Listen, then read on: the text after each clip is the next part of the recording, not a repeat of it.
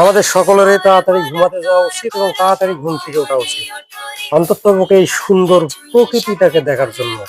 সবাইকে শুভ সকাল। শীতের সকাল, গ্রামীণ পরিবেশের শীতের সকাল। মানুষজন কাজে বেরিয়ে পড়েছে। যেখানে কয়েকজন লোক ভ্যানে করে মাটি নিয়ে যাচ্ছে, তাদের কাছ থেকে সকালবেলা কাজের অনুভূতিটা শুনি। কখন থেকে এই কাজটা করতেছেন? বিসমিল্লাহির রহমানির রহিম। হ্যাঁ। আমরা কাজ করছি ফজরের পর মনে করো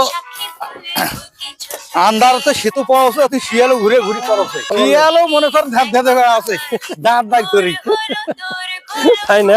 কুড়ি দেখার জন্য কিছু দেখাও যাচ্ছে না, তাতে মনে করো মারি বেনা করছে। সকাল হইতে হইতে আমার কাজ শেষ। সকাল থেকে কত ভ্যান নিয়ে গেলেন? 80 ভ্যান নিয়ে গেল। 80 ভ্যান? 80 ভ্যান। ওরে আল্লাহ, এখনো কেবল 6:30 বাজে, তাতেই যদি 80 ভ্যান নিয়ে যান। আমি সকালে যাচ্ছি, মানে যখন অন্ধকার তখন ইংলিশে একটি প্রবাদ আছে, early to bed early to rise makes a man healthy wealthy and wise. অর্থাৎ যারা তাড়াতাড়ি ঘুমাতে যায় এবং তাড়াতাড়ি ঘুম থেকে উঠে, তারা স্বাস্থ্যবান হয়, সম্পদশালী হয় এবং জ্ঞানী হয়। এই যে এনাদেরকে দেখলেই সেটা বোঝা যায়। দেখা যায় যে সকালবেলা উঠেই তারা 32 ঘন্টার কাজ করা কিন্তু শেষ।